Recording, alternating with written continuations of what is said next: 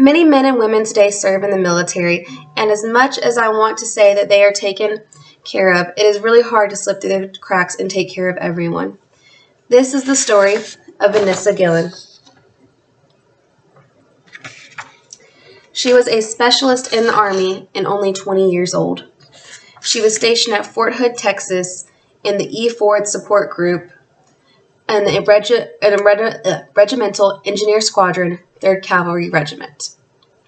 She was last seen on the 22nd of April of 2020, and she was wearing a black t-shirt and purple fitness-style pants. During her time that she went missing, it was reported that she was in the armory doing last-minute inspections, and it would have been a quick, easy day. Even though she was not on duty during normal work hours, this is why she was in civilian clothes.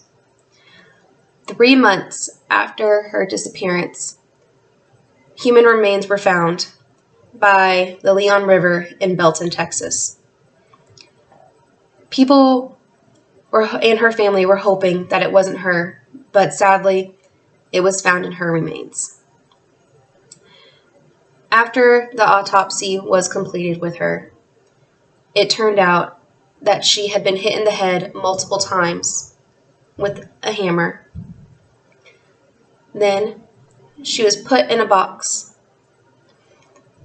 drove to a location, and then her body was dismembered by an axe and machete, and then the suspects then burned her body, or attempted to, and when they found out that did not work, they buried her in 3 separate places.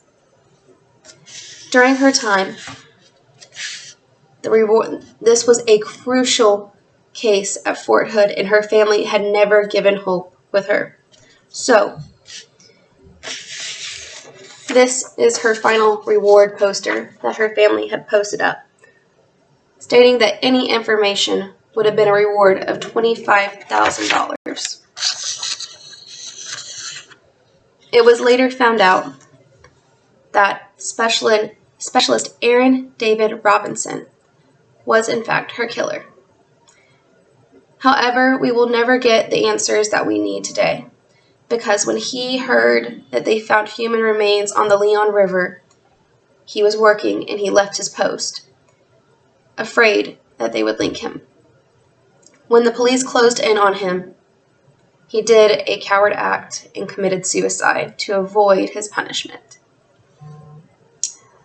However, though, questions will not remain unanswered and justice will not be served in some way, as Cecilia Aguilera, which was Robinson's girlfriend, was charged with conspiracy to tamper evidence. She admitted that Robinson had killed Vanessa and then put her in a box and dropped her off at the Leon River. Then Robinson went back, picked up Aguilar, and drove her to the dump site. That is where they both took the axe and machete and dismembered her body together, burned it, and then hid it. There is not any clear reason on why Robinson had killed Vanessa, but Vanessa had told her sister that she was getting sexually harassed while in the military.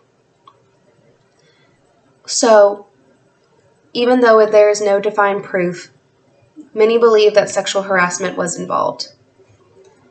The reason that Vanessa never reported the sexual harassment was because she did not think that she would be taken seriously and be taken as a joke. Sadly, in the military, in all branches, there are cases where women do not report, for they will feel that they are weak and not be taken seriously. Even though the military has a SHARP program, which is a sexual harassment and assault response and prevention program, it does not help many. It all depends on what the situation is.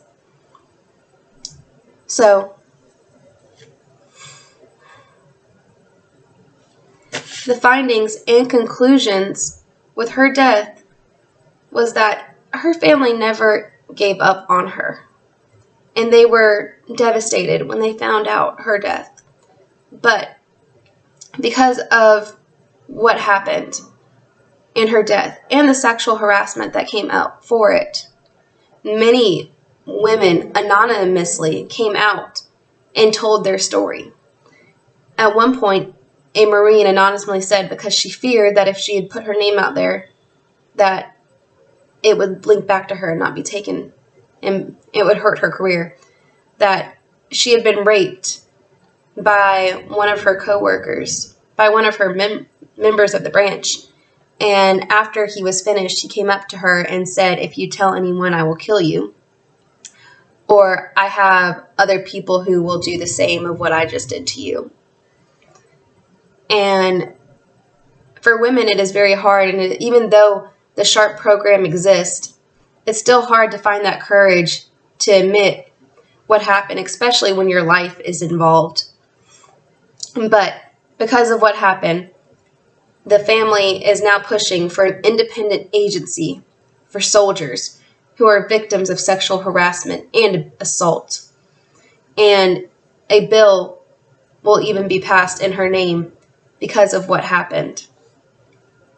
At Fort Hood, the commander of the duty station wanted the SHARP program to be investigated.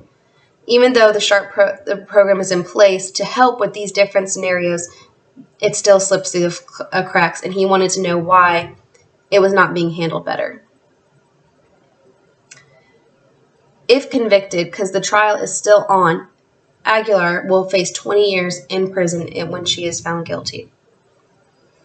And finally, just recently, as October 20th, the Army concluded that Vanessa died in the line of duty.